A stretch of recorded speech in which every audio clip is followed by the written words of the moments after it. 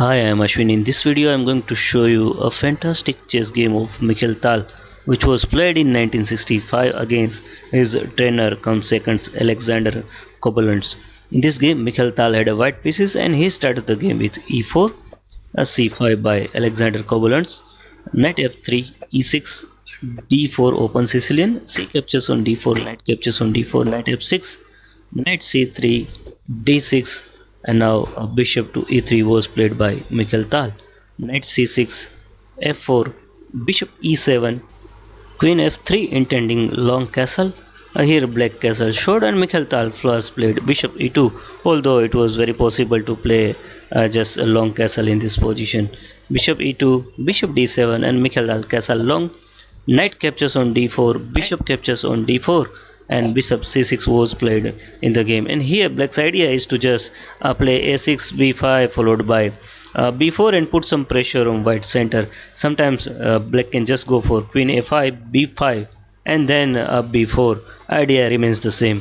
Here Mikhail Tal started the pawn storm on the other side of the board with g4, queen a5, g5 hitting the knight, knight d7, rook h to g1 and now b5. So black's idea is to play a b4.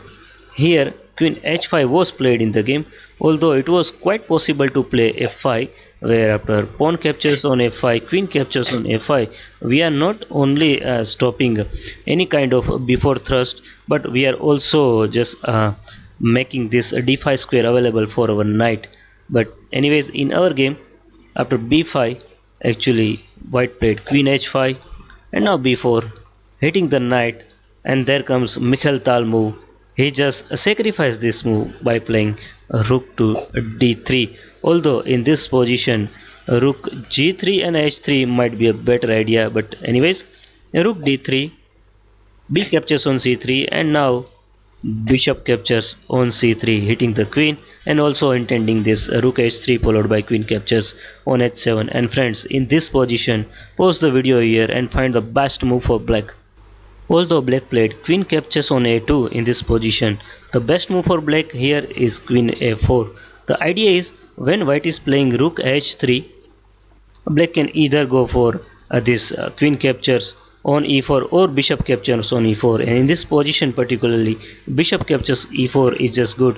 A point is even g6 can be made by queen captures on c2. On the other hand, say after queen a4 you are playing b3 first hitting the queen, but then queen captures on e4 followed by queen to g6, and here black is defending really well.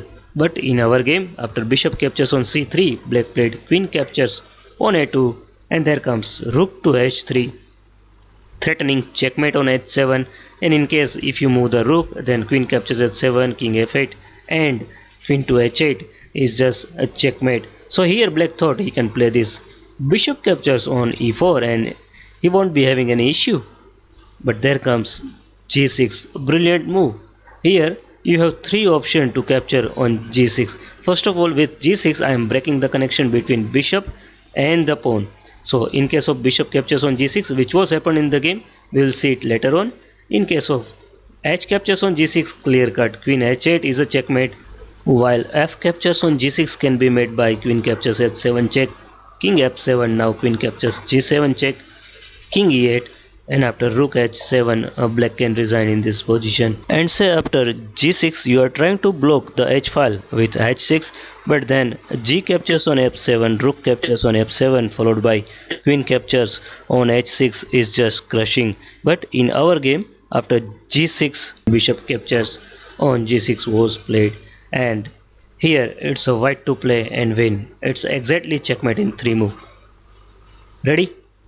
There comes brilliant queen check, queen captures on h7 check. The only move to save the check is bishop captures on h7. There comes rook captures on g7 check, king h8 only move. And now other rook captures on h7 and it's a checkmate. So friends, how was the video and the game? Thanks for watching. Bye bye.